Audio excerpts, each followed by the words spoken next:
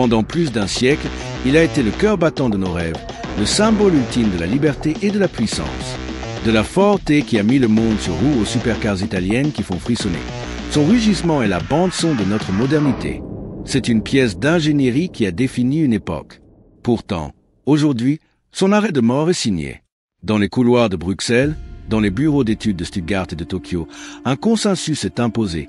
Le moteur à explosion. Cette merveille de mécanique vit ses dernières décennies en tant que propulsion majoritaire. Mais pourquoi? Était-ce vraiment inévitable? Sommes-nous face à un simple changement technologique ou assistons-nous à un bouleversement culturel et industriel sans précédent? Dans ce dossier complet de 30 minutes, nous allons au-delà des polémiques et des fantasmes. Nous allons comprendre les raisons techniques, économiques et politiques de cette disparition. Nous allons disséquer la machine pour comprendre ses faiblesses intrinsèques. Nous projetterons dans un avenir où le silence aura remplacé le rugissement. Accrochez-vous, ce voyage change notre rapport à la machine pour toujours. Pour comprendre cette révolution, notre enquête se déroulera en 3 actes. Premièrement, nous analyserons le mur réglementaire et économique. C'est le facteur le plus immédiat et le plus implacable, celui qui a précipité la chute. Nous parlerons des normes euro, du coût de la R&D et de la pression des actionnaires. Deuxièmement, nous plongerons dans le cœur même de la machine. Là, nous découvrirons ses limites physiques et techniques fondamentales. Nous parlerons rendement, thermodynamique et de la complexité qui est devenue un fardeau. C'est le niveau le plus technique de notre enquête. Enfin, dans un troisième temps, nous ferons un tour d'horizon objectif des alternatives. Au-delà du simple tout électrique, nous examinerons l'hydrogène, les carburants synthétiques et nous pèserons le pour et le contre de chaque technologie sans parti pris. À la fin de cette vidéo, vous aurez toutes les clés pour comprendre les enjeux et discuter de l'avenir de l'automobile en véritable connaisseur, au-delà des simples slogans.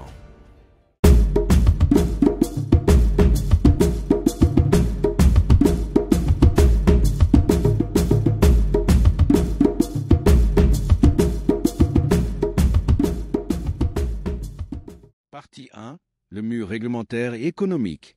Commençons par le plus froid des constats. La fin du thermique n'est pas une lubie d'écologiste, mais un calcul économique et une nécessité réglementaire. C'est une décision prise avec une calculette, bien plus qu'avec une conviction.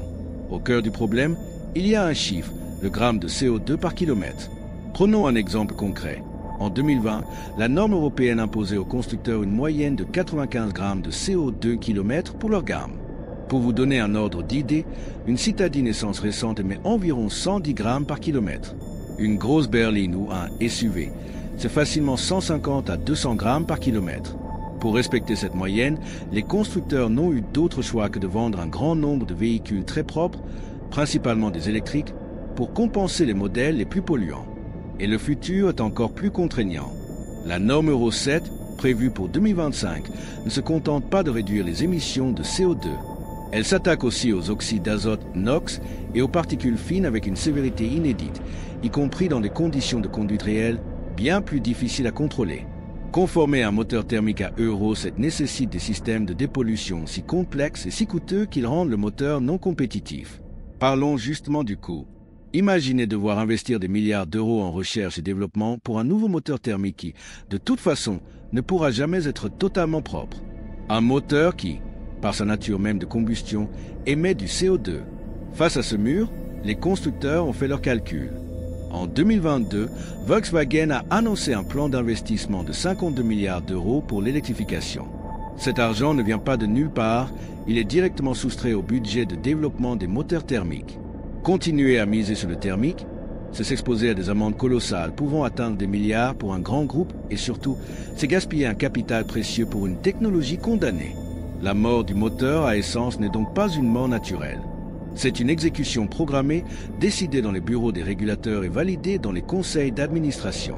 L'électrique, malgré ses défauts, représente une voie de sortie à ce casse-tête réglementaire et économique.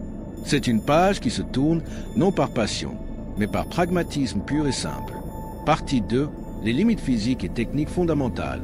Mais si le thermique était si performant, pourquoi est-il si vulnérable à ces pressions ? La réponse se niche dans ces limites fondamentales, des limites que la physique impose et contre lesquelles même les ingénieurs les plus brillants ne peuvent rien. Parlons du rendement. C'est le point faible absolu du moteur à essence. Même dans les meilleures conditions, un moteur thermique moderne a un rendement épouvantable. Il gaspille près des 2/3 de l'énergie contenue dans le carburant, ou par cette énergie, principalement en chaleur évacuée par le radiateur et le pot d'échappement. Le reste est perdu en friction entre les pièces métalliques et en bruit. Pour bien visualiser cela, prenons une analogie. C'est comme essayer de remplir un seau avec un trou au fond. Vous pouvez améliorer le robinet, c'est-à-dire l'injection, la turbo, mais le problème fondamental, le trou, reste entier. Ce trou, c'est le principe de la thermodynamique, le cycle de Carnot, qui fixe une limite théorique au rendement. Un siècle d'innovation n'a permis que des gains marginaux sur ce rendement, en le faisant passer de 20% pour les premiers moteurs à environ 40% pour les tout meilleurs moteurs hybrides récents. Nous avons affaire à une technologie qui a atteint sa maturité, son plateau. La loi des rendements décroissants s'applique pleinement. On investit énormément pour gagner 1 ou 2%. Pire encore, pour respecter les normes anti-pollution, les ingénieurs ont dû complexifier les moteurs à l'extrême. Prenons l'exemple d'un moteur diesel moderne. Il a besoin d'un turbocompresseur, d'un échangeur RR, d'un système de recirculation des gaz d'échappement EGR, d'un filtre à particules FAP et d'un pot catalytique. Chaque système ajoute du poids, de la complexité, des points de défaillance potentiels et du coût. Cette complexité est devenue un fardeau. Elle alourdit le véhicule, ce qui nuit à la consommation et à l'agrément, et augmente les coûts de production et d'entretien. Ironie du sort, cette quête de propreté a parfois nuit à la fiabilité perçue. La simplicité élégante et brute du moteur à explosion a été sacrifiée sur l'autel de la dépollution. Et en faisant cela, nous avons involontairement révélé son talon d'Achille. Il n'est pas perfectible à l'infini. Nous avons poussé le concept dans ce dernier retranchement. Partie 3. Les alternatives au-delà du tout électrique. Alors, face à cette double condamnation réglementaire et technique, où se tourner? L'électrique est-il l'unique horizon? La réponse est non. Le paysage est bien plus nuancé, et c'est peut-être là la meilleure nouvelle. Explorons les options. Bien sûr, le véhicule électrique à batterie est le grand gagnant de cette transition. Son argument massue est son rendement énergétique, qui est écrasant, de l'ordre de 80% de l'énergie de la prise arrive aux roues. Il est mécaniquement simple, moins de pièces en mouvement, silencieux, et répond parfaitement au cahier des charges du zéro émission à l'usage. Mais ses faiblesses sont connues et réelles, le temps de recharge, même rapide, le poids pharaonique des batteries, l'empreinte environnementale de leur production et la question géopolitique des matières premières comme le lithium et le cobalt. Mais il n'est pas seul. Prenons l'hydrogène, souvent présenté comme le Saint Graal. Il semble miraculeux. Le seul rejet de la vapeur d'eau, le plein s'effectue en 3 minutes comme avec de l'essence et l'autonomie est conséquente. Pourtant, son talon d'Achille est son rendement global, ce qu'on appelle le du puits à la roue. Produire de l'hydrogène par électrolyse demande énormément d'électricité. Il faut ensuite le comprimer à très haute pression, le transporter dans des camions spéciaux, puis le retransformer en électricité dans la voiture via une pile à combustible. À chaque étape, on perd de l'énergie. Le rendement final est d'environ 20 à 30%, soit pire que celui d'un moteur thermique. C'est une technologie prometteuse, mais qui doit encore surmonter d'immenses défis techniques et économiques, notamment le déploiement de stations-service, pour devenir une solution de masse. Elle pourrait trouver sa place dans les transports lourds, camions, bus, bateaux. Et les carburants synthétiques, les e-fuels, leur promesse est séduisante. Ils permettent de faire tourner un moteur thermique existant de manière propre, en théorie, car le CO2 émis lors de la combustion est celui qui a été capté pour fabriquer le carburant. Le problème, encore une fois, est le rendement de production, qui est encore pire que celui de l'hydrogène et un coût prohibitif. On part de plus de 2 € le litre, sans les taxes. Il représente probablement une niche, un espoir pour la conservation de notre patrimoine automobile et pour certains sports mécaniques, mais certainement pas une solution pour les milliards de véhicules en circulation. Le futur ne sera donc pas monolithique, il sera pluriel. L'électrique à batterie dominera très probablement le marché du véhicule particulier quotidien. L'hydrogène pourrait s'imposer pour les véhicules professionnels lourds nécessitant une grande autonomie et un ravitaillement rapide. Et les e-fuels préserveront les joyaux du passé. C'est la fin d'une ère dominée par une seule technologie. Alors, le moteur à essence est-il mort? En tant que technologie de masse, propulsion principale des véhicules neufs dans 10 ou 15 ans, la réponse est malheureusement oui. La convergence des pressions réglementaires et des limites physiques a scellé son sort. Ce n'est pas un échec de l'ingénierie, c'est l'aboutissement d'une technologie qui a été poussée à son extrême, dans un monde dont les priorités ont changé. Mais son héritage, lui, est immortel. Il a façonné notre monde, nos villes, notre culture, nos passions. Il a incarné la performance, le voyage, l'évasion.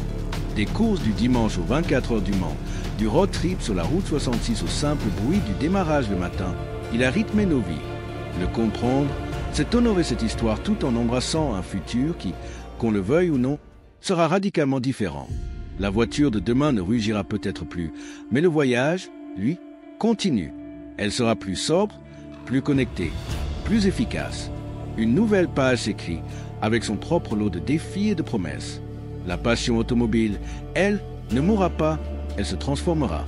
Cet avenir, on le construira ensemble. Laissez-moi dans les commentaires la technologie qui vous semble la plus prometteuse. Et surtout, dites-moi ce que la disparition du thermique vous inspire. Nostalgie? Optimisme? La conversation ne fait que commencer. Si cette plongée au cœur de l'automobile vous a passionné, si vous avez appris quelque chose aujourd'hui, likez cette vidéo, elle aidera énormément la chaîne. Partagez-la avec ceux que le sujet intéresse et abonnez-vous pour ne manquer aucun de nos prochains dossiers. La prochaine fois, nous décortiquerons un autre mythe automobile, la fiabilité. Pourquoi une Toyota est réputée fiable et une Allemande ne l'est plus. Merci de m'avoir suivi. Je vous demande maintenant d'aimer cette vidéo pour nous motiver à vous faire du contenu aussi pertinent et de vous abonner si ce n'est déjà fait. La semaine prochaine, je vais vous parler des voitures chinoises. On va décortiquer tout ensemble. Dites-moi en commentaire si vous êtes intéressé et à très bientôt sur la chaîne Allo Moteur.